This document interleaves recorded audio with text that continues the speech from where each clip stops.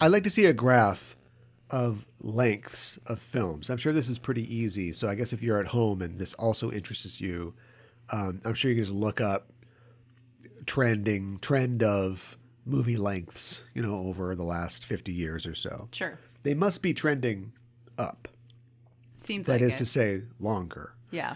Because just in the last couple of years, we've had Wolf of Wall Street was 3 hours long. Yeah. Avengers Endgame was 3 hours and 1 minute long. The If you Irishman, count one film, which I barely count The Irishman because it's on Netflix, so who cares? And then as far as that fits into like the longest movies of all time, I mean, like Cleopatra aside, Gone with the Wind is over 3 hours, Lawrence of Arabia is over 3 hours, Godfather Part 2 is over 3 hours. And joining them in that rarefied air, or should I say water, right, is Avatar, The Way of Water, at 3 hours and 12 minutes. Yes. It's very long. I feel like you feel its length, too.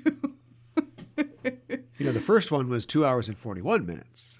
Is that right? So they went, no, longer. Well, let's add about a half an hour more. Wow. Is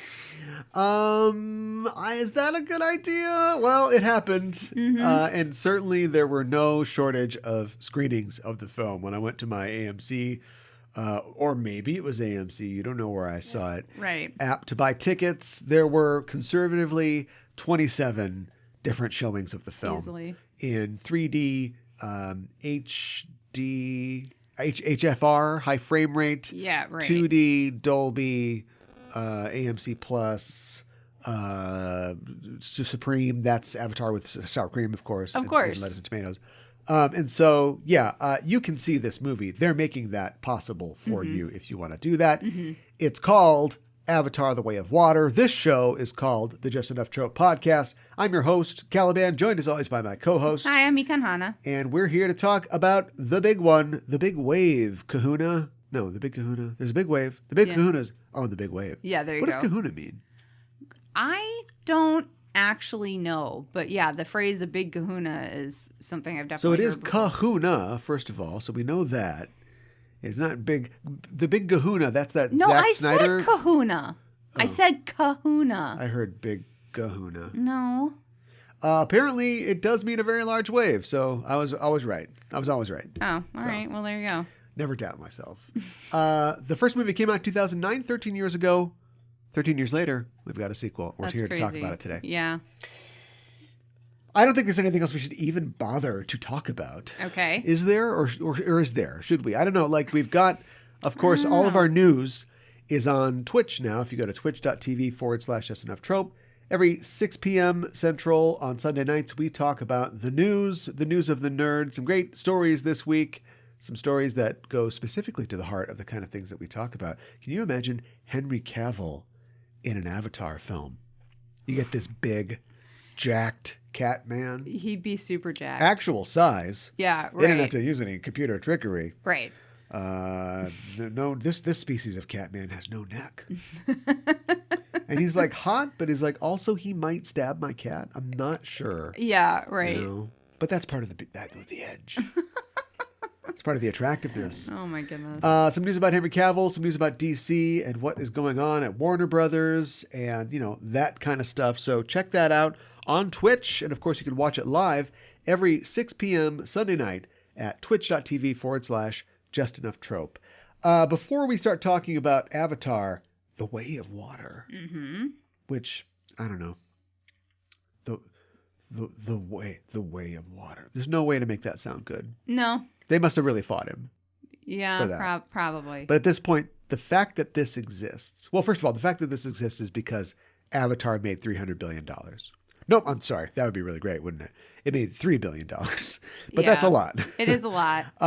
So that's why this exists, period. But they probably really fought him on The Way of Water. Probably. And they probably only... No number. Right. They probably only relented because it's James Cameron, and all the successes that he's People had. are saying, don't do it. Don't bet against James Cameron. Yeah, I mean, And yeah. I'm like, yeah, I also loved Alita Battle Angel. Well, I think it's possible to vote against or bet against James Cameron. yeah, and then, I mean, I don't know if this is always true, but a lot of times with directors and just creative people, like sometimes they run out of ideas or their ideas aren't as fresh or they start repeating themselves. Well, You James know? Cameron gets around that by stealing from other people, but we'll talk about it when we talk about Avatar: The Way of Water.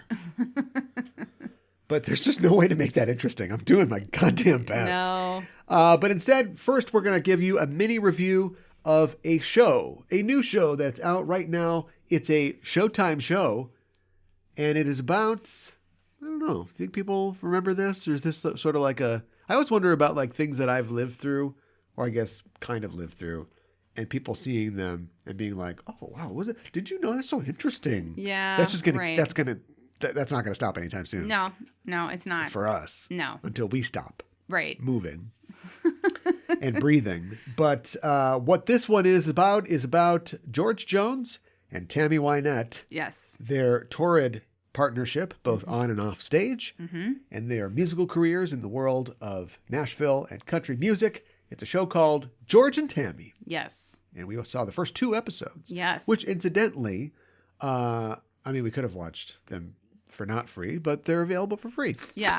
I think Showtime is trying to push this thing. Yes, I think so too. And so they put it on Amazon Prime for free. So if you want to watch this after you hear us talk about it, go check it out on Amazon. Yeah.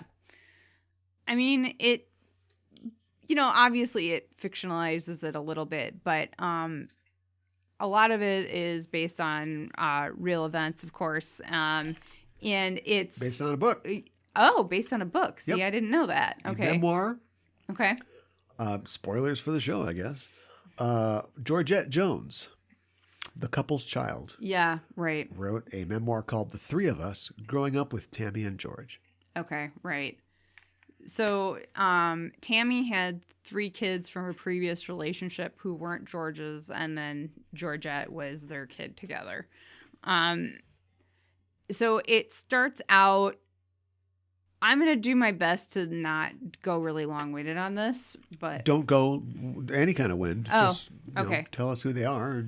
Oh, okay. So George Jones was... Because people don't, that's my point. I don't think people know who George Jones is. I honestly, I didn't know God. who George Jones was, but I knew who you Tammy really stand Wynette in the is. gap What? for the audience. Well, George, I didn't know who he was. He's older than Tammy, and Tammy I know because she is one of those country singers. Yeah, who, George, you didn't have a Stand By Your Man, so screw you. Right. I'm not going to remember you. But I do think that Tammy is one of those country singers who straddles the line of like country and mainstream or country and pop and stuff like that. I think she could be played on a bunch of different radio stations. You know what that's also true of? Country music. Country music used to just be music. It used to be. It's what people listened to instead of rock and roll and the Beatles. Sure. Yeah.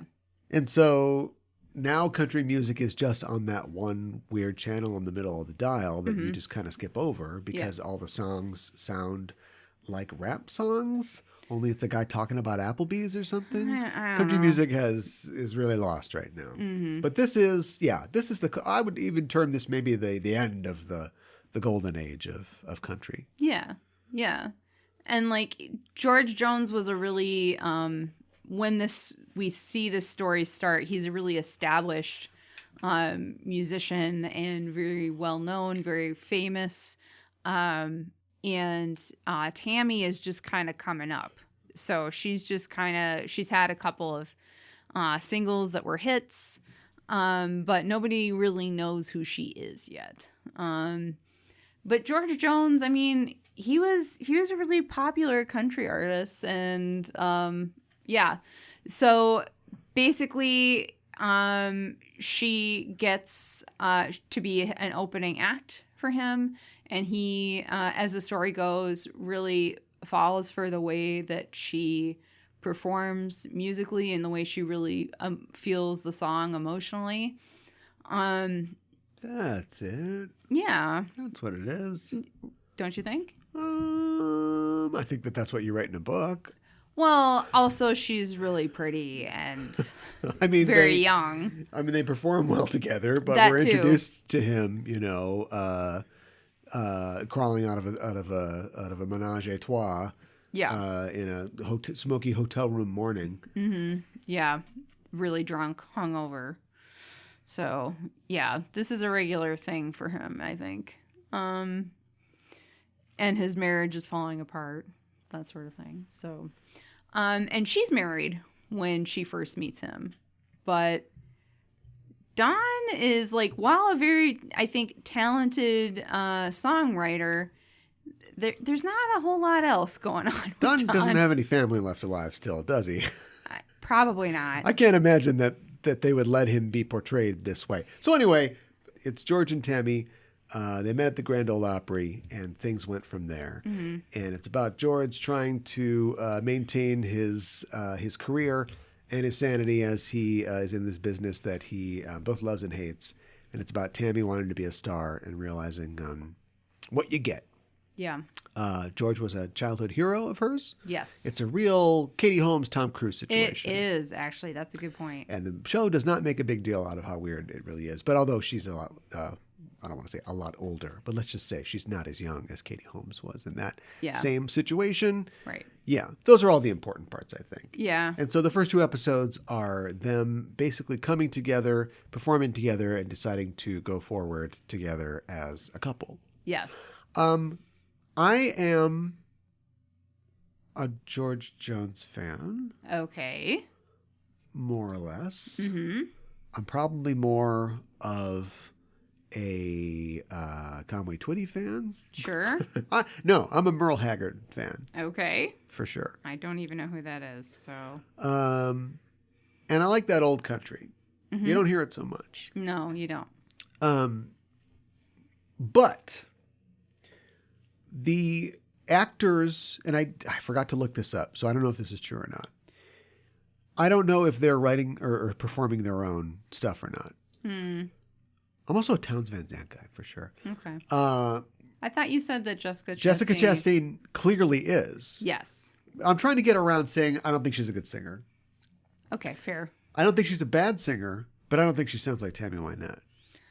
I think those are awfully just big singing, shoes to fill. Right, but like she's a little reedy and she's not, just singing kind of like her and then going, oh, well, when you change keys or notes. Yeah. It doesn't quite, Other than that, great. And to be honest, I don't feel like I've seen a lot of Tammy Wynette like off stage, so I don't know what she acts like. Yeah, right. She's basically just acting like a Jessica Chastain character, which we like. Mm-hmm.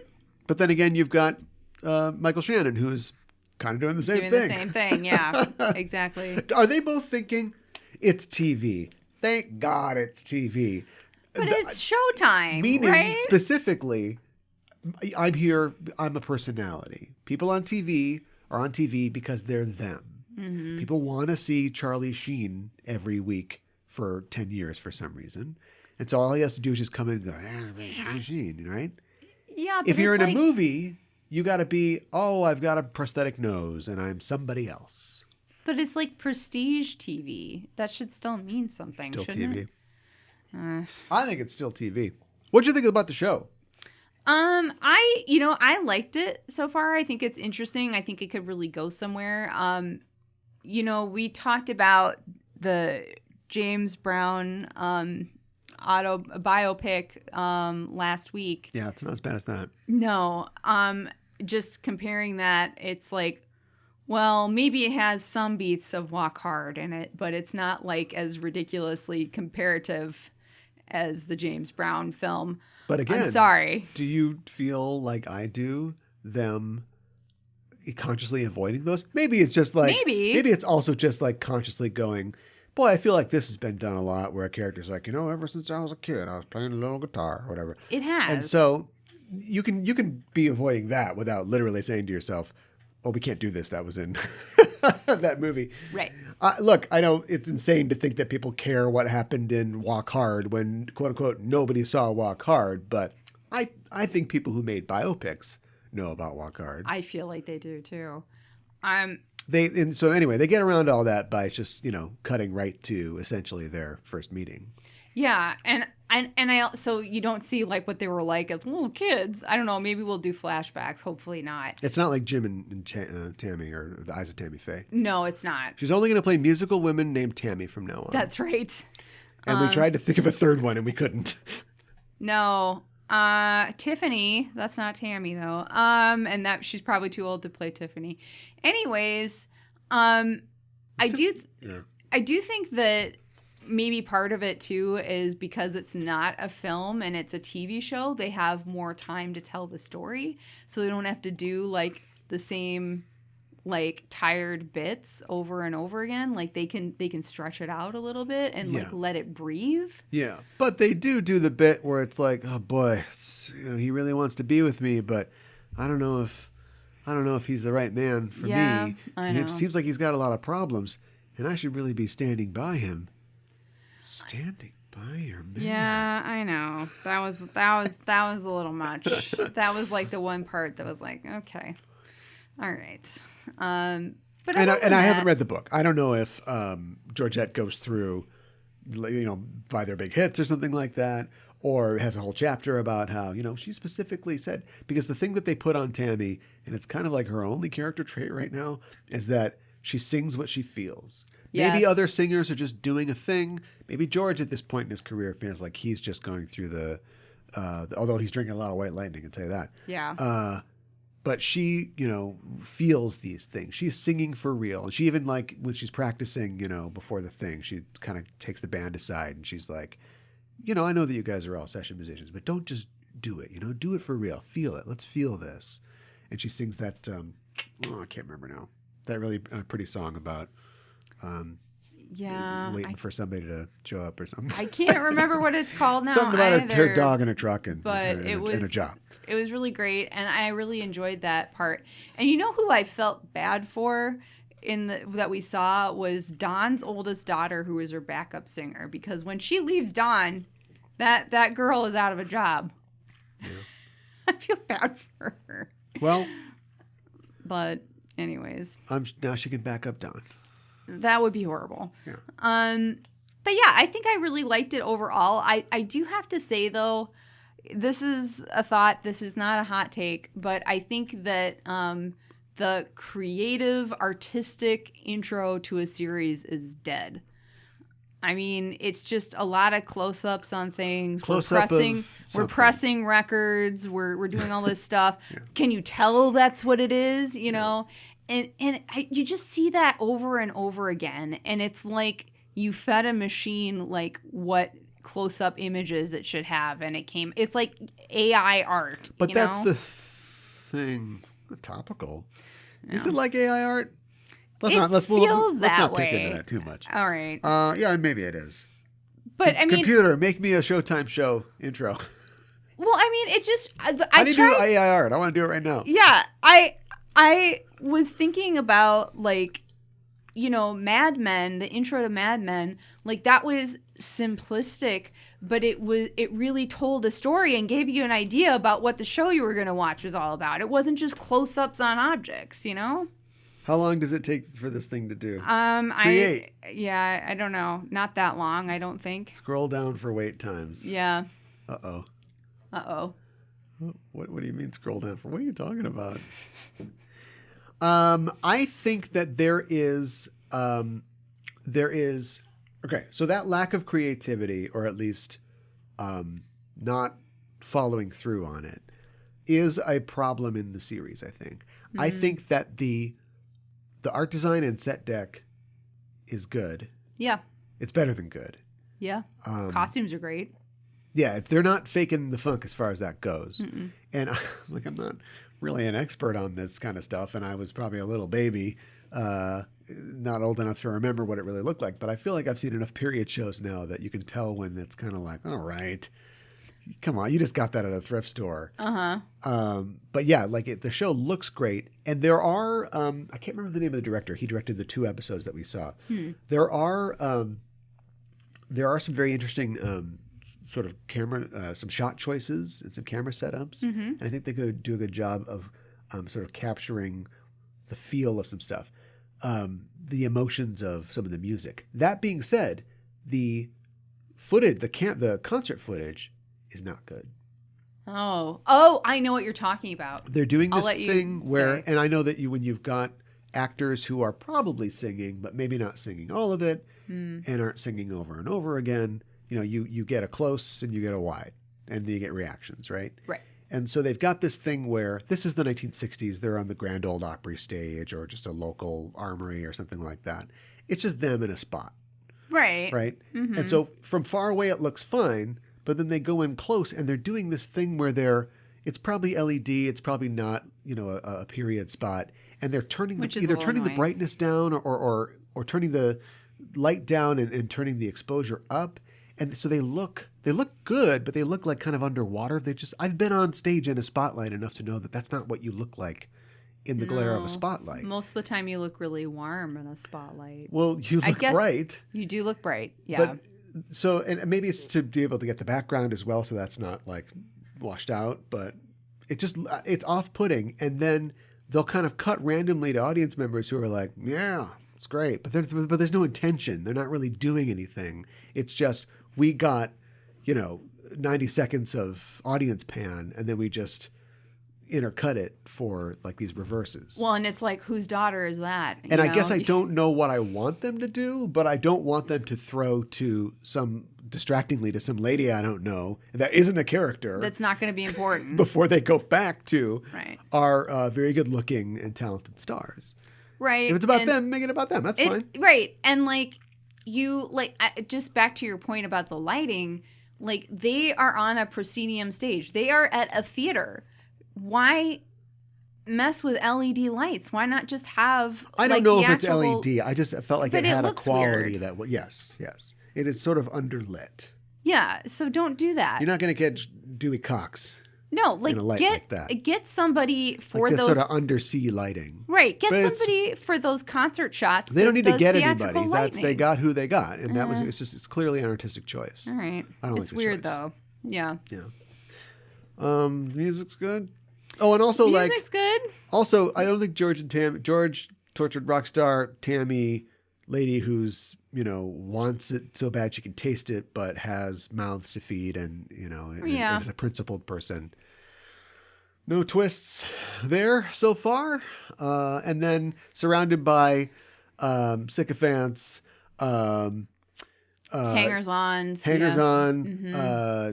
corrupt, grasping manager that they can't get away from. What's his name from The Shield? And what's his name? Walton Goggins. Yes. Walton Goggins. Yeah. As Peanut. Yeah. Who has had like 4 lines so far. It's weird. Is he going to become a bigger thing later on? I hope so. Did he just want to be in this? Is he just a big George Jones, Tammy Wynette fan? Maybe, or just wanted to work with these stars, but he hasn't done much so far. No, he's just very much been in the background. Yeah. And for somebody whose name and who sticks out, it's a little strange. So we talk about how like shows nowadays, miniseries or shows with 8-10 episodes or whatever are seen as movies. I do feel like that's true about this. Yeah, absolutely. But I do feel like it's working better for this than it is for live action anime adaptation or just property that we're trying to, turn into a series that should have been a movie. Yeah. This does feel more like we've gotten through kind of the first act of their story. It feels like it's the right, I think I know what you're saying. It feels like it's the right format for this story. Yeah. Yeah. Going along, I think there's enough here. Now later on they're, end up in a water skiing contest or something, and you're like, all right, come on. Well, and I don't know how long it's going to go. I guess spoilers for something that happened in real life, but they don't stay together. But, they have at least one kid together, so they have some kind of relationship continuing on. So I don't know if it will continue past when they get divorced and kind of just show how their relationship continues to change or not. I don't know. Yeah. I'm guessing maybe a little. Maybe a little. But it is called George and Tammy. George and Tammy. I know. So it's probably mostly going to be when they're together. It's on Showtime. Mm-hmm. Stand by your remote and check it out.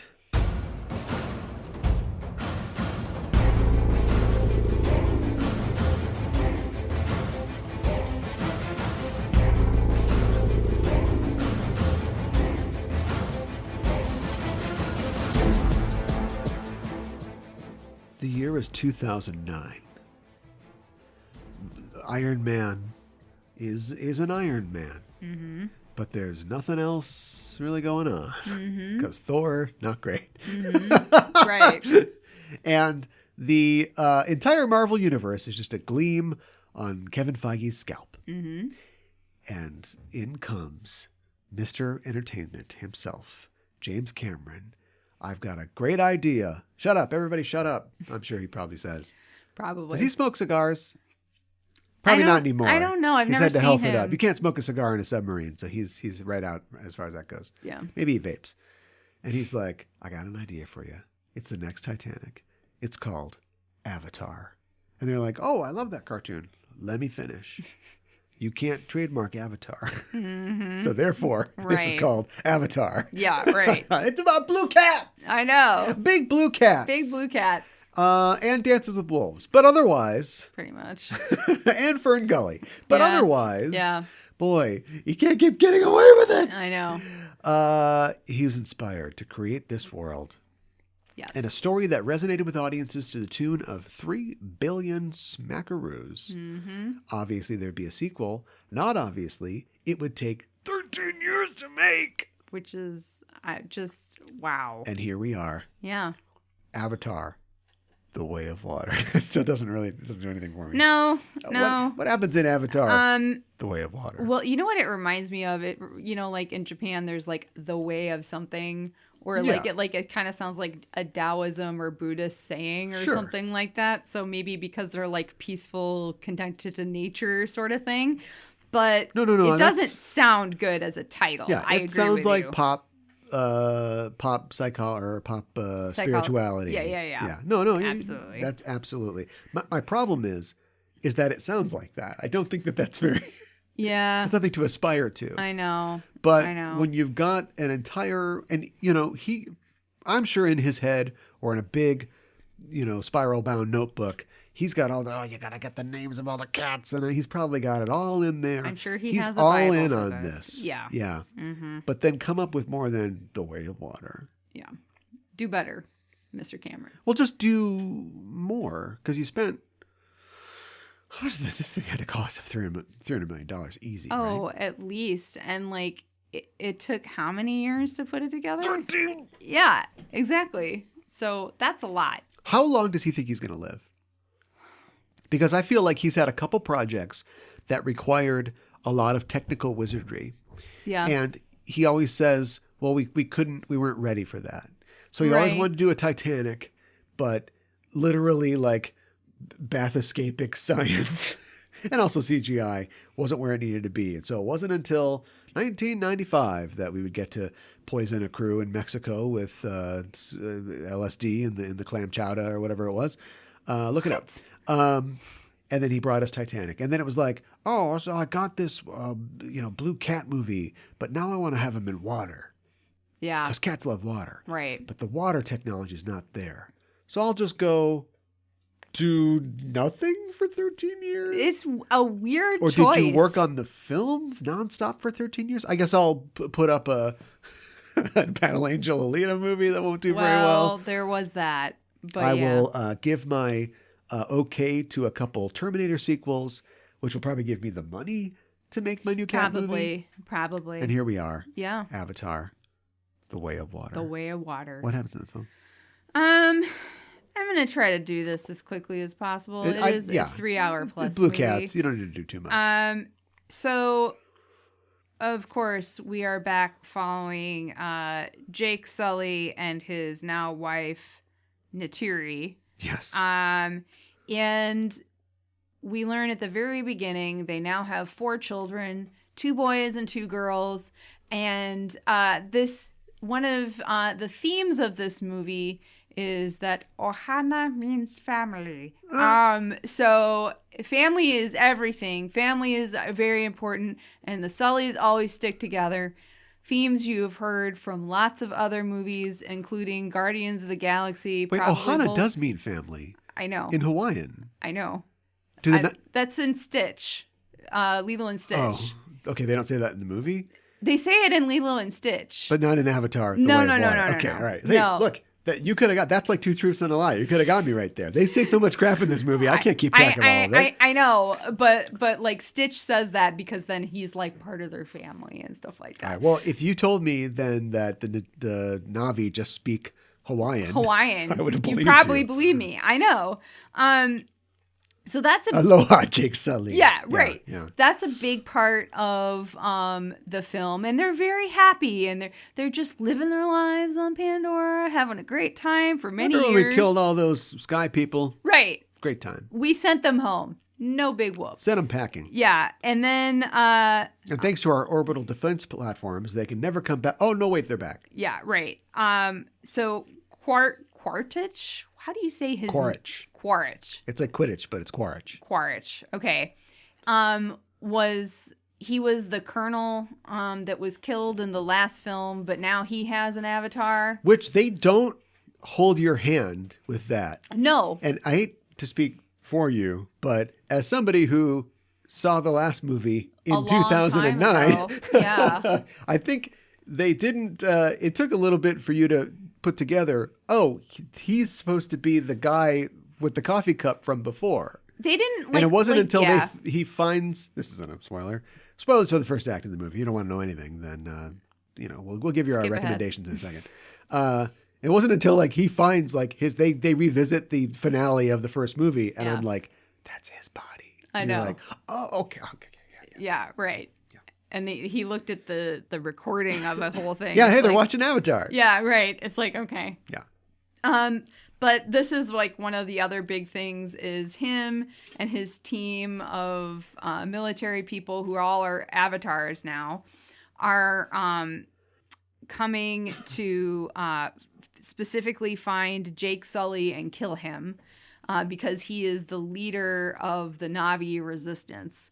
And when the Sky People return, they come and they burn the forest. And there were a couple of times in this movie where I was why is this happening? And that was like and you get your answers like way later in the movie. It's because Earth is dying, and so we need to populate this planet for some reason. What was that? It was kind of in the first movie. All right. So again, hadn't watched it in a while. Didn't understand why they were burning the forest, but they did. This thing gets, you're doing a great job. Let's pepper some stuff in because so we don't have to go all the way back. Yeah. This thing just gets rolling. It does. To the point where it isn't quite as bad as Wonder Woman 1984 just starts and, oh, and I was a little girl. I was just running around, crazy times. But it's almost like that. Yeah. There isn't like a conversation with like, remember when we fought that guy and you shot him with the arrow? And boy, they sure wanted that unobtainium that was under that tree. There's no scenes on Earth like there was in the first one. No. It's just, we just get right into it. And you gotta love that confidence from James Cameron. He's like, Avatar. This is chapter 2 of Avatar. You remember Avatar. Right. I don't know if everybody does. I should have rewatched Avatar. But it's pretty easy to slip back into. Yeah. It took me a while to remember, oh yeah, he's a Na'vi, but his Na'vi was created artificially with part of technically his brother's DNA. So he's a Na'vi-human hybrid. So he's not fully Na'vi. Right. That becomes an important point later. He's got 4 fingers. Right. So weird. So basically... he's not a Simpsons character. No, I know, right? So basically, the military guys come, his kids see them, they almost get kidnapped. It's really terrifying and scary. They get away, but they do kidnap this one human kid named Spider who hangs out with his family. It's complicated. We'll get to it later. I think we're just getting to it now. Oh, okay. He's Cortex. He's a baby. Yeah, he was a baby. And apparently there was just like one baby left behind. Yeah. Because all the humans went home except for the nice ones, like the dorky guy who plays the dorky guy in movies. Yeah. and they're all the whole crew from the first movie, the scientist crew. Yes. And then all the soldiers left, but one of them had a baby, and you can't travel Put a baby in in space. a pod. Yeah. You have to be cryo-frozen or whatever. Yeah. So he had to stay. And how does the cryo work? How old? So look. I don't know. We're never going to get there. No. Jake and Neytiri have kids. Yeah. And they make up the entire cast of the film. Yep. Let's say the oldest one is 16, 17. Mm-hmm. So do Na'vi grow as fast as humans? Has it been 16 or 17 years? Unclear. Because it's been 13 years. We know that. Since the last film. Nice one. Yeah. Right, but I don't know. Okay. Anyway. I don't know. Yeah. So anyway, I'm not saying that it would be fun to be on a ship for 6.5 years, both ways, but that's not like how fast do their ships go? None of this really matters. No. But I mean, like, let's say, okay, let's lock it in. 16 years. So that means that it takes 8 years to get from Earth to Pandora. Mm-hmm. Now, like I said, you wouldn't just want to walk around. It's probably better to just sleep that off. This is a problem in the alien universe. If you get on the Nostromo, and you're going to go mine, and then you're going to bring the mining rig back. They don't make a big deal out of cryosleep in the first one, do they? I should have picked the second one. Anyway. And so then you want to spend your bonus. Is your favorite titty bar still operating? Are you just signing away? You're just saying, I'm going to live technically for another 150 years working for the company, but I should just expect that my daughter's going to grow old without me. Yeah. My favorite show is going to get canceled. Right. Right? Because I will be frozen. Mm-hmm. But they never really deal with that. They don't go The only into time that they deal with that is in Aliens. Yeah. When her pod goes off track and she's lost for 67 years and she's not supposed to be. Yeah, right. That's never really happened. Mm-hmm. And I'm like, you don't even want to spend like a year? We're not going to freeze the people that go to Mars. They're just going to read books for a year. Mm-hmm. I don't know. I'm sorry. I don't know. I'm getting no engagement. It's just becoming a rant. So anything more to tell us about the story of Avatar, The Way of Water? Well, yeah, Jake decides that since they're hunting him and his family, that they need to leave the forest people. And so then they go and they live with the water people. And at first they are not accepting of them. At first they're not naming things creatively. Yeah. They got on with the bus people, and the bus people drove them to the airport people. Okay. And they were able to fly with the plane people to the terminal people who they got into the cab with the cab people. Took them to the water people. Right. Yeah. Beach people, dude. Yeah, and they're kind of racist towards them. So yeah, that's fun. All right. I don't think that we did a good job, but look, you get it. It's an Avatar movie. I'm not going to say it's the same movie as the first one, but it's very similar to the first one. Yeah. The bad guys, this time they're cats. And that's all you need to know. Let's talk about the ins and outs of the film. This is a very, very long film. Yes. It's 3 hours and 12 minutes. Mm-hmm. Too long? Yes. I would say I think it's too long. I felt the length of this film, so I think it's too long. What would you have cut?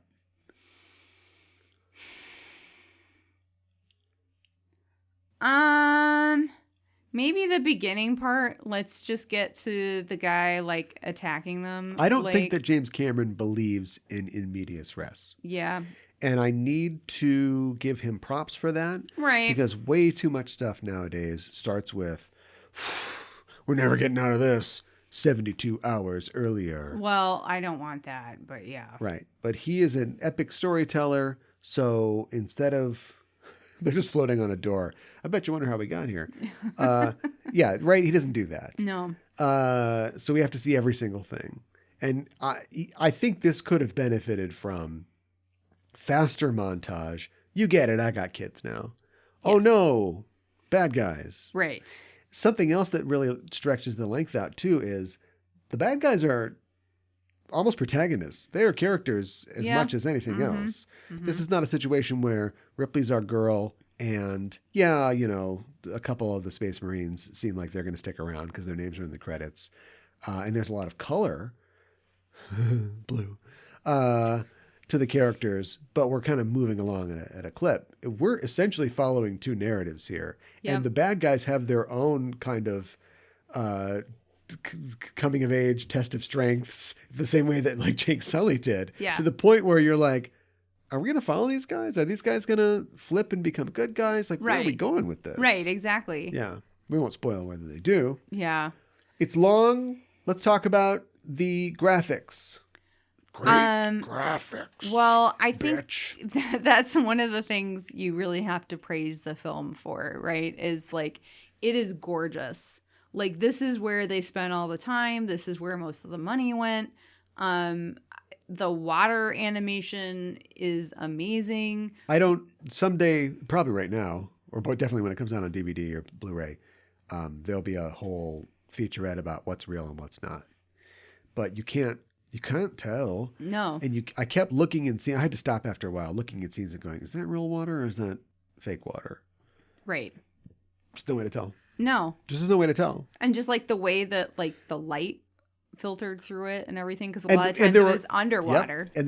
And there were definitely sometimes you do as much as you can and you try to fake it. I don't think they tried to fake anything.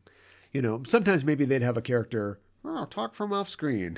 I noticed that there was a lot of like ancillary and like pickup dialogue in the movie. I noticed when there was a crowd scene. I didn't notice that. Yeah, I fell on some butterscotch, like that. Yeah. But they were always like either by the actual actors and they were like helping out. Sometimes it would be a joke, but it would never be like, oh, boy, he would have sex with a panda. Like, it was never like anything that didn't really fit. Okay. And sometimes you use that instead of cutting to somebody that you have to render and they say something into the actors, because this is all motion capture type stuff. Right. I rarely caught them doing that, but I did catch them doing a lot of like glamour shots. They would do things that were like, all right, you guys. Yeah. And not just, I'm flipping off a whale's tail and it's an amazing shot. But there'd be like, he's saying goodbye to the whale and the whale takes off and he's swimming and he's underwater and the water is moving above him and the whale is below him. And there's all this literal depth to the shot. And you're just like, all right, that took like 3 years to render. Right. Come on. Right. Or there's a part where the bad guys are in a sub. And they're under the water and they're like hunting, some animals. And so you see the animals, but the sub has a plastic canopy and the canopy has it's molded, it's shaped, like a cylinder or whatever. Mm-hmm. So it's kind of bent. And so the images they have to render, because that canopy's not there, right? Yeah. So they have to render the images being bent and refracted through the canopy. I didn't even think about that. And it's just like, all right, come on. Yeah.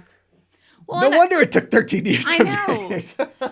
Well, and I think that something Just else... do the George and Tammy thing, and this would have been out in 2010. Yeah, no kidding. Shot, reverse shot. Come on. Look out, a cat. Now we're done. Well, I think something else that they did really well is the scenes where they had, like, human actors interacting with, like, motion capture actors. Like, that went pretty seamlessly.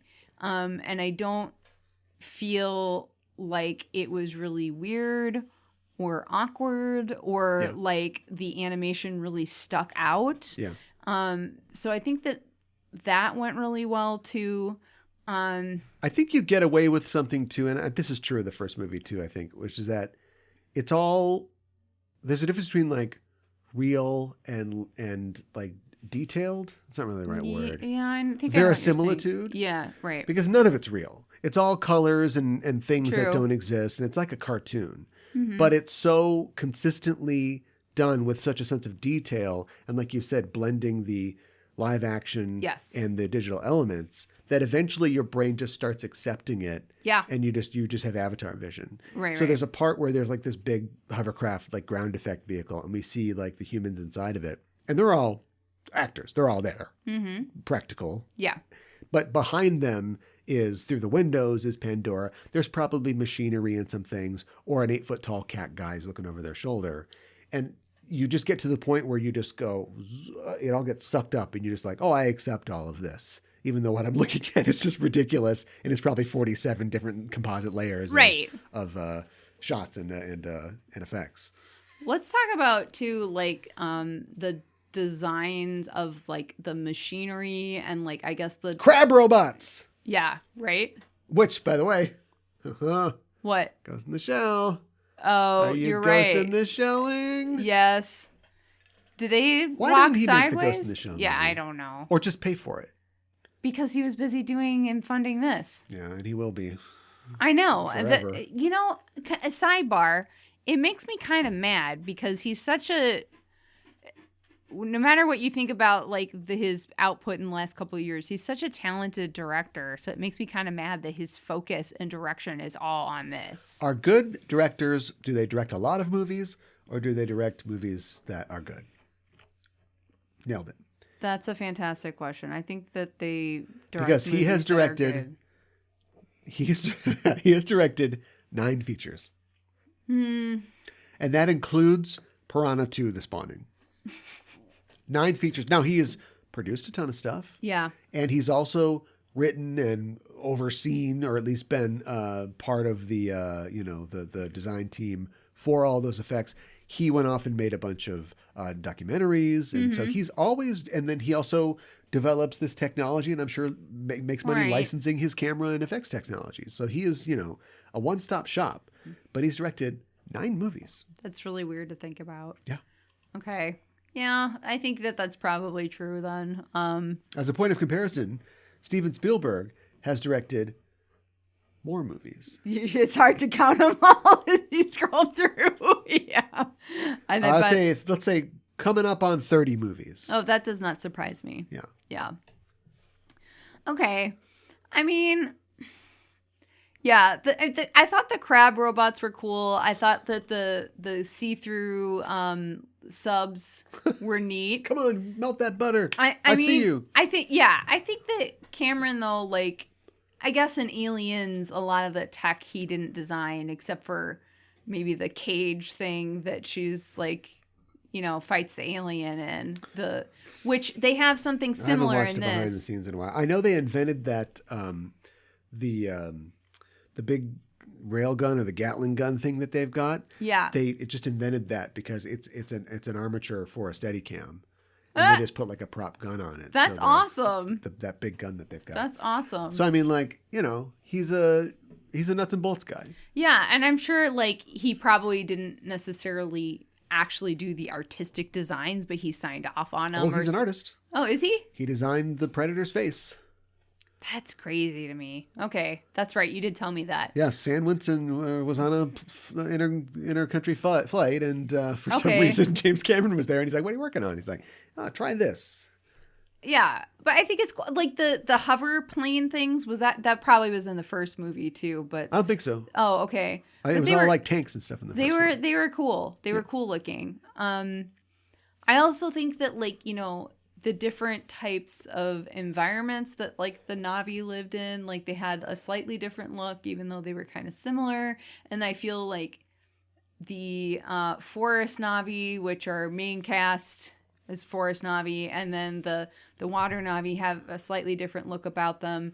The water Na'vi are a slightly different shade of blue, and they've, of course, they've got kind of like fins almost like on their arms, and then their tails are like longer and flatter, kind of like an eel or a fish. Yeah. All for helping them swim better and that sort of thing. Yeah. But it's like, I did think that was kind of interesting helping them to assimilate into their world and everything. But so here's something else that I felt like took like a really long time that I enjoyed. So I don't know if I would have wanted them to cut it or take it down. But like when Jake's youngest son, whose name I can't remember, even though we focused on him an awful lot. Yeah, hitting those names a little harder might have been good. Yeah. What if he gave them? Okay, all right. So when we get to spoiler talk, we'll talk about the cultural aspects of this entire universe. But as a big dumb dude from Ohio or whatever, what if he just gave them like normal names? Or like nicknames. So their mom's Natiri, but it's like, oh, this is, Landon, and this is, well, maybe not that, but do you know what I mean? Or what if he named him after, like, I was told if I had kids, I'd name him after my favorite. This is George Jones, and this is this is Tammy Merle Wynette. Haggard and Tammy Wynette. Yeah, little fun thing. So I have a confession. Kiri, I thought her name was Kitty the entire film. Me too. Okay, and it wasn't until I looked at the IMDb page and I was like, oh, it's Kiri. Okay. Well, it's Kitty. Kitty. Yeah. That's why. Okay. Yeah. Kitty. But when you name a cat character Kitty, it sounds like Kitty. You have to know where we're going with this. Yeah. I think so. But anyways, the youngest son of Jake's, as he is kind of almost it's not really an initiation thing. Anyways, there's like some antagonism going on with some of the water boys, I'm just going to call them. And they like take him out beyond the reef and he gets stuck out there. And then there's like a shark-like creature who's like attacking him. And then like this whale-like creature eats the shark-like creature. But it turns it's always a bigger fish. Yeah. He ends up bonding with the whale creature. And the whale creature, I really liked this character. It was... I know. This is one of my favorite characters in this whole dang movie. He's when the Oscars come around, if I don't see Whaley on that platform, we got a problem. I know, but he was like an outcast, and he had like a harpoon in one of his little fins, and then one of his other fins was like, hurt and like cut off and stuff like that, and like, but. This kid like really bonded with this whale and it was so great and pure and beautiful. But then there's like this entire scene where they're like frolicking with each other and they're doing all these air acrobatics and it was really cool and it looked really cool. But I was like, now we're going to do this for 10 minutes. And they don't just do it. They do it twice. Yeah. They double down on that it. beat. And I thought that was weird because I think it all ends up in a good place. But he's doing stuff with the whale. Then he like goes back and they're like, where were you all day? And he's like, oh, nothing. I'm just, out. And he's like, I got to go see the whale. And then he goes back out and he's just doing the exact same stuff with the whale. And it's like, you could have made all this like the one thing. Yeah, and got it under 3 hours maybe. Yeah, maybe. Exactly. So I don't know. I guess one of my other favorite things is the character Kitty, who I'm going to just call Kitty maybe. There's something magical about her, which, okay, we can talk about a little bit later, like why there's all this special stuff happening around the Sullys. But for some reason, she can talk to, what do they call, like the mother god? Now I can't remember what they call the mother god. Pandora? Iwa. She can really talk to and like feel Iwa, and she just feels like this real connection with nature, and she seems to be able to communicate with animals like without like saying any words and that sort of thing. And it was like cool, I thought. It wasn't like, and I mean I know they kind of made it like, oh, that girl's so weird, why is she so strange? She's and it was so like unusual, and it was like, yeah, right, she just wants to have fun. Yeah, and it just seemed like they were hitting that note a lot. But she has such a low voice. What? Sigourney Weaver voices the character. I know. Well, she? Yes, she does. Why can't I be like other girls? I know. She's supposed to be a teenager and it's Sigourney Weaver, so whatever. But I recognize her voice. Yeah, it is what it is. They kind of made her look a little like Sigourney too. She does. Yeah. Yes, she probably did the mocap for it. Probably. But like, yeah, Sigourney Weaver played the mom character who we can talk about that too. It's kind of like an immaculate conception. We don't know how she was. That's a spoilers territory. Is it? One thing I'm going to say really fast, and that is, let's do our recommendations. Me first. Yeah, I mean, see it. Look, is it criticism proof? No. Oh, I think it is. Oh, is it? Yeah, I don't. I mean, if you you laugh at Blue Cat people, you're just not going to like this. And if you don't, it's too long. Especially way when the too first one long. was, you could have done this in 2:45 like the first one. And I don't think that there's anything in it that justifies that length. But, we're watching 3-hour movies all the time now, Yeah. unfortunately. So I don't think that that's a real detraction. I would also say I don't think that there's anything here other than blue swimming cat people that we haven't seen somewhere else. Yeah. Now I'm going to, apply the accusation that I made before that James Cameron kind of borrows stuff. I think he's doing that. I mean, obviously, the world of Pandora is original in itself, but the action movie trappings and the set pieces are, well, there's like a whale fight. I don't know, except for the whale fight. Our stuff that we've seen, there's nothing like so new here, especially because this is a sequel to a film that it's very similar to. That being said, you don't bet against James Cameron. Like the guy just, the other day I was talking about, who was I talking about? Was it Hitchcock? I can't remember. About a director who just knows how long everything should be. I think it was Hitchcock. I was talking about How to Catch a Thief. Sure.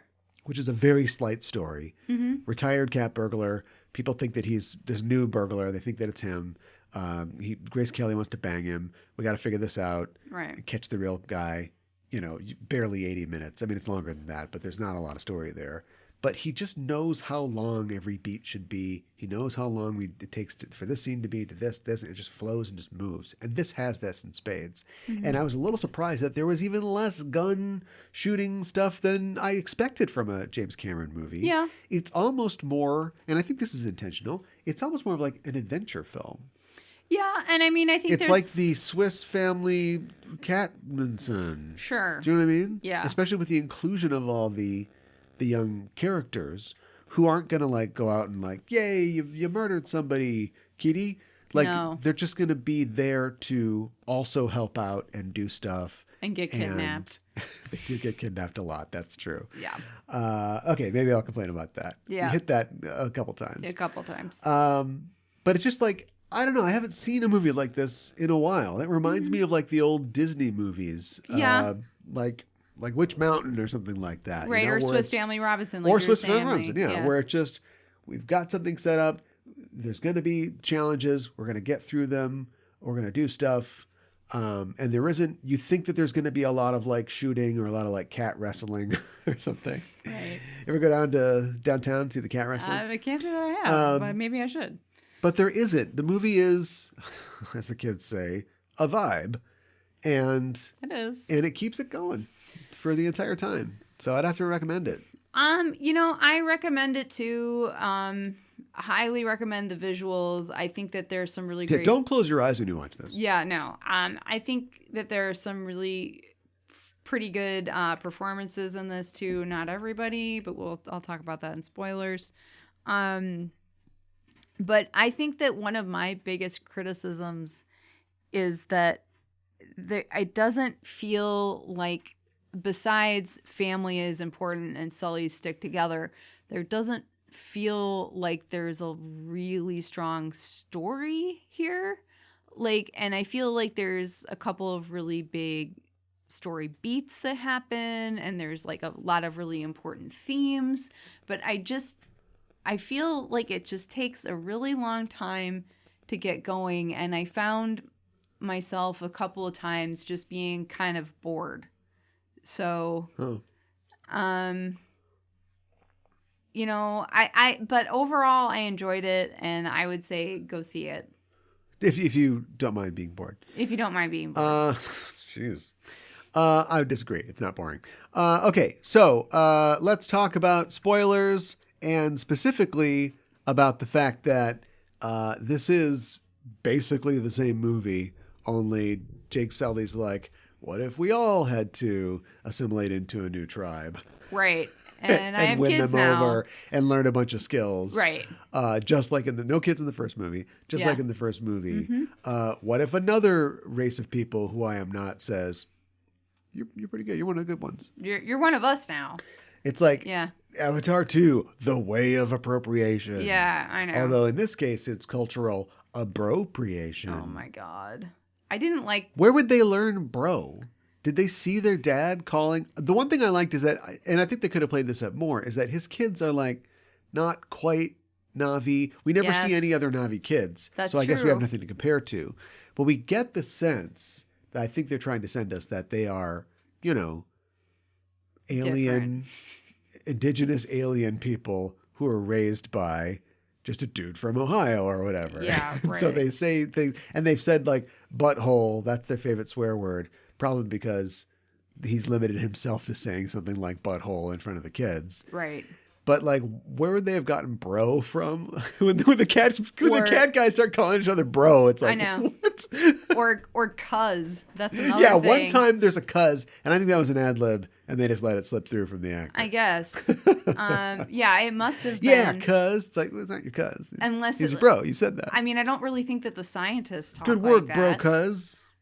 I don't think Yeah, maybe they got it from the scientists. I don't know. that would be weird though, right? So, an extra helping of cultural appropriation. Oh now, my goodness. No harm is meant here. No. But again, it is just the idea that a person who is not from this world can come to this world, figure it out in about a week, and be the best. bang the hottest girl in this world, Yeah. and then just, start running this world. Like he becomes like the chief of the tribe. He's not that weirdo with 5 fingers that they let be in the tribe. He becomes the chief of the tribe. I know. To the point where there is a big scene where the new chief has to like, I kill thee symbolically and thou art out of the tribe. Right. Cause I know, right? And They should it's have just almost said that. All right, so got away with it. Turns out black people like Avatar as much as white people. Great. That's how you get $3 billion, right? Oh my god. But then they're like, "What if we do another one?" And so the new family on the block's like, "Hi everybody, we brought some white cake, some angel food cake. We're gonna hang out here for a while. Can we come to the cookout?" Yeah, I know. And they're like, "I don't know about these guys." I know. And then a little hazing, and they're like, "You know what? You're all right. You're in. I know. It's You get to say the C word." what's, What what's would the C word? what would cats say that's a word that's just theirs? You're being Succotash. catty. You get to say I don't know. the S word. Yeah, right. Once you get a free pass. Yeah, right. That's our word. My God. Do you know what I mean? I know what you're saying. Like once is fine. Once is happenstance. Twice is coincidence. 3 times is cultural insensitivity. well, So the next movie better not be about this. I know, and I didn't feel this If way. he's got 5 scripts and they're all this, Yeah. then I don't think we would need to get to Avatar 5. Yeah, I know. I agree with you because it is very similar to the first film. Yeah.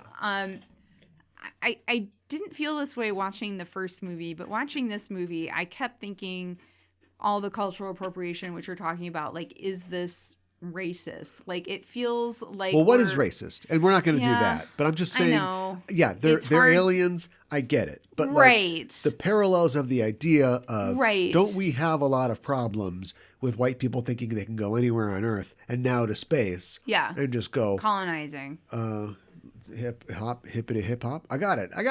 All right, now I'm one of you. And it's like, you're not one of us. I know. Even though you poured it into a body, like you're not exactly one of us. No. And so you don't have the perspective, but you did, talk to the tree and everything in the first movie. Look, it's a movie. There is no, I know. there is no 1-to-1 real world No, thing, but there's there not. are plenty of real world situations that look a lot like this. Yeah. And then there's. He doesn't call any of the Na'vi Gunga Din, and that's good. You're a better cat than I, Gunga Din. Oh my goodness. And then there's Spider. I want this to land. I Is this know. landing? Oh, Spider. Speaking about appropriation. That's kind of where I'm heading. So Spider. But Spider is innocent in this. He Spider was is. just raised with them. He's just raised with a Na'vi. He is one of them, really. Yeah. But I have a problem too. Like these characters, the actors playing these characters. Not all of them, but a lot of them are white. And then they're playing characters that have dreads. And I know we have issues about that. I don't know why they did that. I don't know why they did that. Give him a They didn't have Just to give do him a that. ponytail. I know. It's one thing if you're a CGI cat. It's fine. Yeah. But it's just like, And also, It's and this is a failure in imagination, I think, for James Cameron, which is, all right, we get it. You're doing, whether you're saying it or not, you're doing Ferngully / Dances with Wolves. Right. But does he literally have to meet stands on her hind legs with a paw?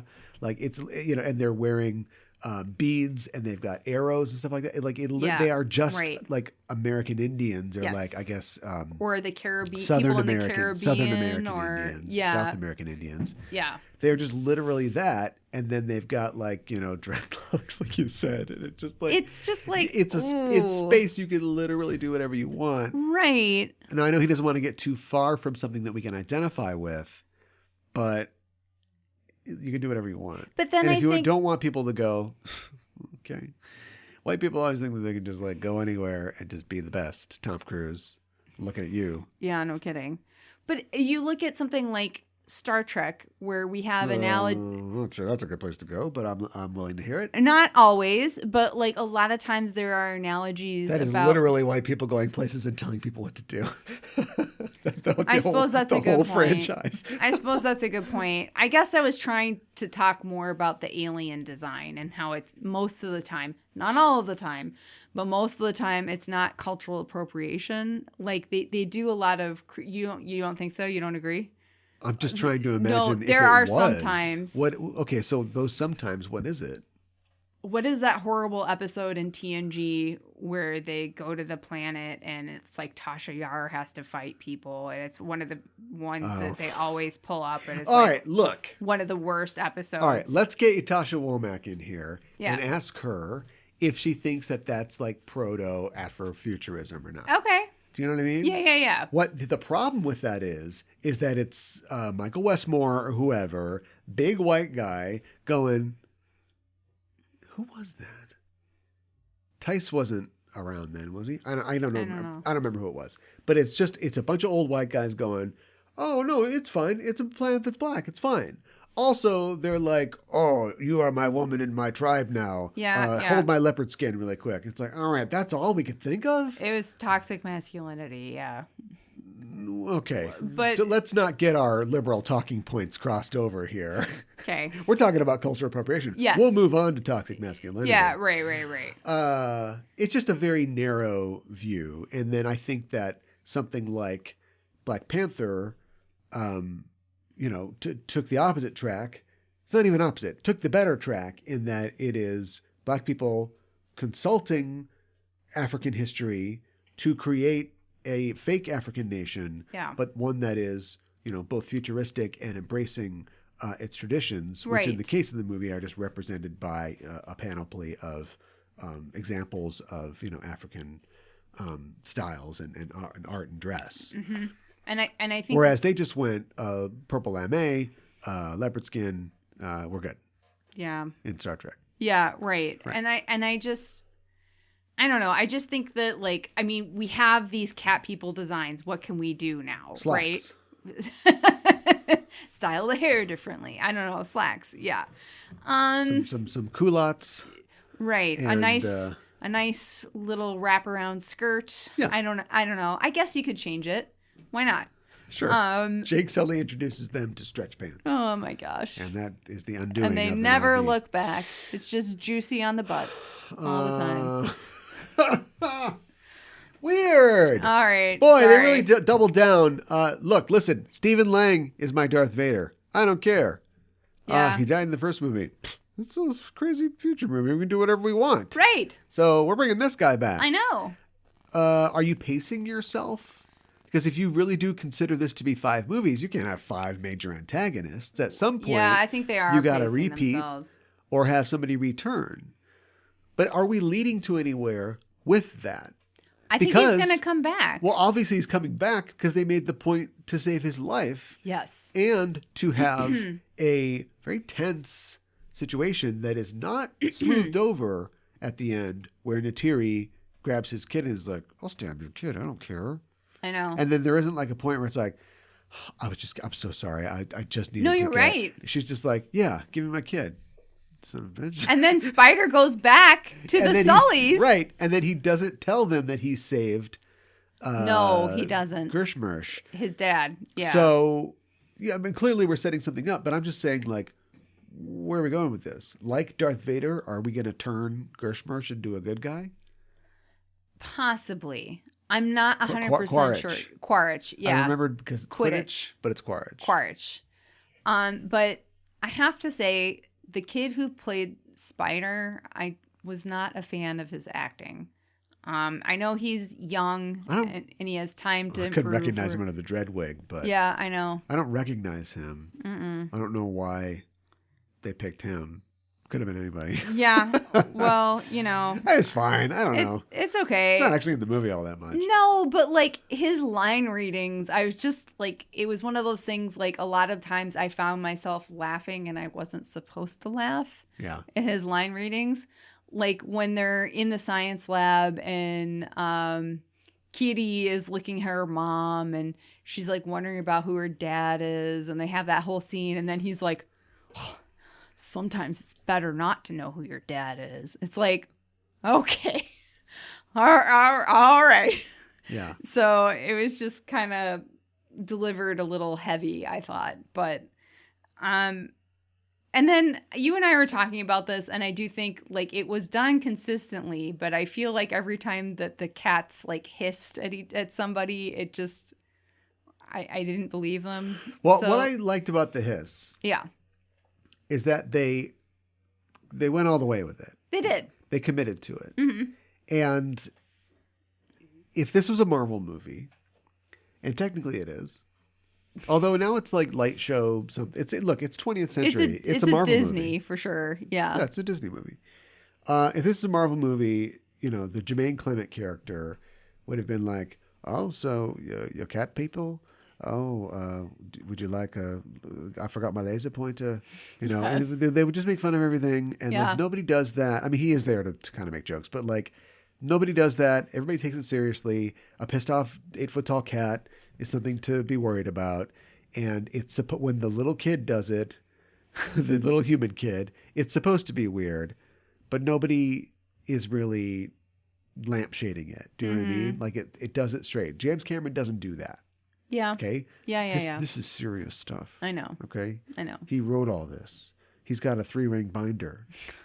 Okay. It's all in there. I know. And so that's why it's like, yeah, I mean, it's fine. Mm-hmm. There's a cringe maybe. A little But yeah, whenever my cat hisses at me, I'm like, hashtag cringe. You know, I think that they believe it, and so it makes it easier for us to believe. And that is an old thing in theater and drama. Well, that is true. I will give it that much. What are the good parts that we haven't talked about yet? You missed the entire Sigourney Weaver scene. I'm so pissed because I usually This is safe to go to the bathroom. This is a little behind the scenes, but I usually never go to the bathroom during a movie in the movie theater. 3:18. Yeah, but like I had a drink and that was a bad decision because of course I had to go to the bathroom, and I go to the bathroom during the freaking Sigourney Weaver scene. Yeah. You didn't miss a whole lot. But I'm mad because I missed it. Well, it kind of gives you more of a hint as to why Kitty has waterbender powers. Right. And that's a sort of open question, you know, which I'm sure will be explored in future films. About that, I'm pretty sure at this point that there will be future films. Yeah, because I think so too. At last count, I mean, the third one is already shot. Oh, it is. Yeah. So they're working on it. That's probably a good thing, considering. But it has not, and of course this is, you know, right before Christmas. Yes. And Glass Onion, like I don't know what, there's not really any competition for Not Avatar, really. right? No. So as soon as everybody gets sick of their relatives, they'll go out and see Avatar. Yeah. It was 434 million internationally. So That's it's a lot, but it's short. It's short of predictions. Apparently, and I should say 134 million domestically as of this afternoon. Okay. And Disney had predicted 150, and some industry analysts were saying as much as 175. Now that still puts it in the top 5. I think it's like number 3 highest grossing film of the year. Yeah. I think they and have a lot to... of that was China. Oh, interesting. Folks, a lot of that was China. Well, that was my best Trump ever. It was your best Trump ever. Good job. I'm not working on that anymore. That's okay. Interestingly enough, I mean, it's Avatar. They're cat people on a moon, but there's nothing that's like specifically geared toward China or anything that they would specifically object to. What if you talked to your dead mom inside of a tree? Is that okay? Just cut that part out. Cut that out. Oh, you think? Cut it out. Well, they believe in ancestors and stuff like that. Yeah, but you have to respect them, though. Yeah. And part of respecting them is not calling them up from a tree. I felt like I was going to have more to say in this section, and I don't think I do. You did it to me again. 13 years later, a film that I really enjoyed, I'm not sure I'll ever watch again, and I'm finding it hard to talk about. I don't think there's a ton here. If you watched... So, when you buy a video card, usually there used to come with discs. Now there's a video that you can load up and that you can only play with this video card. And it shows you all the cool... It's a robot in a castle or something like that. Right. And it's... If you made that into 3.5 hours and it somehow could keep most of your attention, that's kind of what this is, right? Yeah. Like the characters are pretty two-dimensional. The threat is very basic. We get it. Yes. You don't want to get killed. Talking to a whale is certainly creative. Yeah. Although they do not ease you into the fact that the whale can talk. And I don't know how he learns what the whale's saying. He's sign languaging the whale. Yeah, I don't know either. And I guess it makes sense that he learned the sign language from the water cats who have talked to the whales before. And so they either taught the whales it, or who knows, maybe the whales taught them. Big flippers going. Just splashes. But then later, but the whale just goes, and the guy's like, "No, I know." It's like, well, how do you know what he's saying? I know, and I feel like there was even a line like, "I have no idea what you're saying," and then all of a sudden he knows what he's saying. It's like, what? Did you just listen harder? Right. How'd you figure it out? You mentioned something after we left the theater that the Sullys are always the best.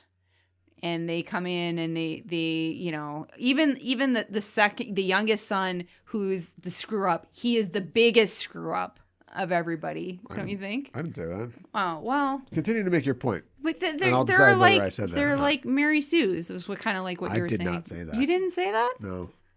Were you listening to somebody else in the elevator or something? No, I wasn't. No, I didn't say that. Okay, fine, whatever. No, continue to make your point.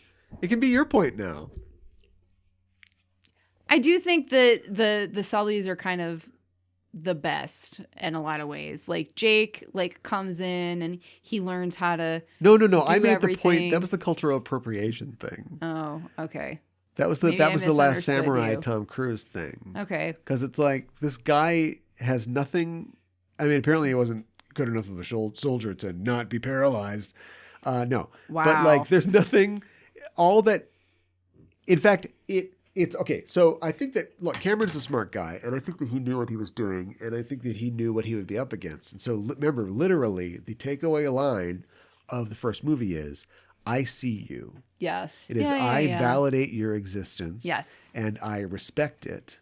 Also, and, I'm doing you, and I'm going to be the chief soon. But you know what I mean? It is, I acknowledge you. Yes, right? yes. And so that's all well and good.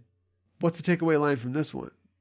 It's still, I see you. Hey, it's bro. the same line. No, it's the way of water is life and its death. And you drink it and you pee it, and the cycle continues. Yeah, or Sullys stick together. Anyway, the point, they're throwing everything at the wall. Yeah. The point is that if I said something like that, I just mean that it was the Tom Cruise thing where it's like, you're not going to be the best samurai. Although you're the last samurai. It's annoying. Yeah. They don't get around that. But then again, I'm not sure that Na'vi culture seems all that great in the first place. All they do is just hang out in trees. They seem pretty happy until the sky people or whatever they're called. Are they sky or They're star very people? spiritual. Yeah. And that is an underlying thing. And part of that spirituality is a oneness with the thing and the thing and the guy and the deal. And Yeah. it's part of is this racist? Part of the problem is an assumption is the I don't know the right word, but let's just say the deification, or the hagiography of these simpler cultures. It is the noble savage trope. Simpler cultures. Now you can in like quotation marks. Native Americans. You can like Native American spirituality. You can like the idea of using the whole buffalo, or I don't know, not they didn't all hunt buffalo. That's Right. That's racist. But the idea that they are not subject to the same vices and fears and desires and being messy humans just like us that's like softly racist. That's I agree. That's not seeing somebody. I agree. And That's both of othering these films, people. yeah, exactly. Both of these films are that. Jake is just having a big other cake and he's eating it too because he gets to be like, oh, they're so perfect, they're so great, but also like cool and. Just gonna teach his kids like no, I guess they already did that. Guardians of the Galaxy ate their lunch as far as like spacemen loving music. You can't like teach them about like all right, son, you're old enough. Let me teach you about Def Leppard. Yeah, right. Check it out. Right. Listen to this. I remembered one other thing I wanted to talk about for sure. Oh my god. So I could just tell, I could sense that the movie was going to kill one of the Sullys. And I had a feeling it was going to be the oldest son because he was the quote unquote good son. And we were following the youngest son the most because he's the one who has the whale adventures. Did good son have a whale adventure? Yeah. I don't think so. No. So, of course, the oldest son dies. The fact that we don't know their names is not great. No, it's not great. I agree. And I don't like that. But he dies and it's, the movie just stops and is really upset about it. And I get that and I understand why we had that moment, but I don't feel, but the thing that bothers me about it is like, I don't feel like we knew that character as well. Like I feel like it's sad. It's definitely sad and it's upsetting. But they had the beautiful moment with the funeral was really great, but I feel like, when his mom was just like, she was just howling because her son was dead. Yeah. And that could, partially, I don't know. I don't necessarily want to lay that at Cameron's feet. Zoe But Saldana's got two moves, shake and bake. And her shake is, come on, guys, we got to do the mission. And her bake is, yeah, it was wailing blue woman. It was a little much. Like, but that's script's fault. I agree. Now, if they gave her more, she would definitely act it badly. But that is not her fault that her character doesn't even have. She has to share her husband's flashback with their kid when they're fishing. Like, this is your memory with our son. No, there she is. Whoop. But she's like badly CGI. She's like, floating, like, oh, I'm intruding into your memory. Yeah. Hey, everybody. Good catch. Just somebody else. After all this, would you still recommend it? I mean, yeah. I mean, it's an experience. And I would say go see it in the theater. Go see it in 3D. I think the graphics are going to stick out even more. Yeah. And I do think that there are a lot of really great moments in this film. So, take away with that, I think, I guess this is maybe very cynical of me. Like, I feel like family is really important and I like stories about families, and that emphasize that. But I feel like we've seen a lot of films like that in the last, 10 years. Family. Yeah. And I mean, look, it's important to everybody. But sorry, yeah, be like Vin Diesel, who was Vin in this? Am I completely wrong? I don't think he is in he this. going to? No, why would Vin Diesel be in this? I don't know. What? Is he gonna? He's gonna leave the car biz at some point, and when he does, Avatar 4, The Way of Family. I would recommend it too. I don't know why it would change from what I said before, although we did go a little deeper on. Are we still telling stories like this? Come on. Especially, again, what if nobody wants to see. Here's the deal. And here's where I think we're going. Hopefully he's willing to mess this up a little bit. Because Pandora's so perfect and it's so great and we should just all, live in a log cabin and eat fish or whatever. Uh-huh. But like, they have to be, if you want to really tell the story of colonization, the colonized need to be affected by this. We need to see the Na'vi tribe that nobody liked teaming up with the Sky People, and turning on them. Ooh, we need to see the Na'vi corrupted by culture and technology. We need to see this. Or see the Na'vi experience that, overcome it, and then evolve into a Wakanda-like thing where they get to still be in one with the people and in touch with the earth and the Awa and the land, but not die at 25 from fear of a lightning storm or something like that. Let's see them like advance, because it's this whole it's pie in the sky thing about like, oh, their way of life is just better. Okay, stop making $300 million movies then. Do you know what I mean? If you really believe this, climb out of your bathysphere and just get a coconut and just do that. Right. But instead, you're just still trying to sell it to me. Right, and I believe that their life is great. And James Cameron has like literally, I saw him eat a dolly boy, spit him right out on set. But he doesn't believe any of this. So stop trying to sell it to me. This isn't personal.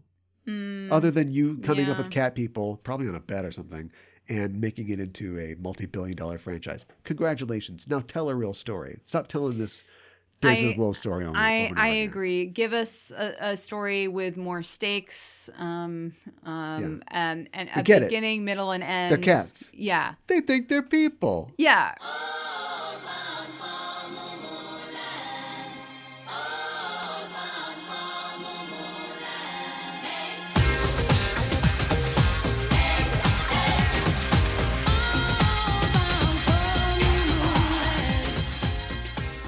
Avatar. They think they're people. Yeah. Yeah. Let us know what you thought of Avatar, The Way of Water. On our social media, go to Facebook, Twitter, for now, Instagram. Yeah. How do you feel about that? Really weird. I'm continuing to feel weird about it. Do you feel like you are going to a book burning or something like that? Kind of. Yeah, I feel like that too. I kind of feel like I'm seeing a social media site dissolve right before my eyes. Well, I feel like I'm like colluding in something though, and so that's why I said for now. But we'll talk about that some other time. In the meantime, find us on those social media platforms and subscribe to us and share your thoughts with us about Avatar: The Way of Water. You can also find us on your listening platform of choice. Go there, search for Just Enough Trope, and we're there. Subscribe to us. Also, give us a rating and a review. We say this every week, and so it starts to feel rote, but I do want to reiterate that we do kind of need reviews. I mean, they really do help us. They help us move up, in the ranks, and it's always good when you click over to a show and you go, oh, people like this show. Yes, Maybe we should absolutely. stick with this show. So we'd really appreciate if you did give us a rating. Give us 5 crab robots. Come on. Self-aware crab robot joins the team. Yeah. Jake Sully's like, I see you. Oh, no, don't do it, Jake Sully. I'm the best crab robot there ever was. No. Now I'm the crab robot. No, stop it. See me. He's taking everything over. He starts playing the spoons. I don't know. Just trying to think of like just the dumbest thing things. for him. He gets into Warhammer. He gets really into Warhammer. Right. He's like, Jake Sully doesn't need a ruler to measure this. He's the best. We don't want to get into that. So just give us 5 stars. We'd appreciate it. We'll be back next week to talk about something else. Until then, we're signing off. I'm your host, Caliban. I'm your co-host, Mikan Hana. Keep the geek fires burning.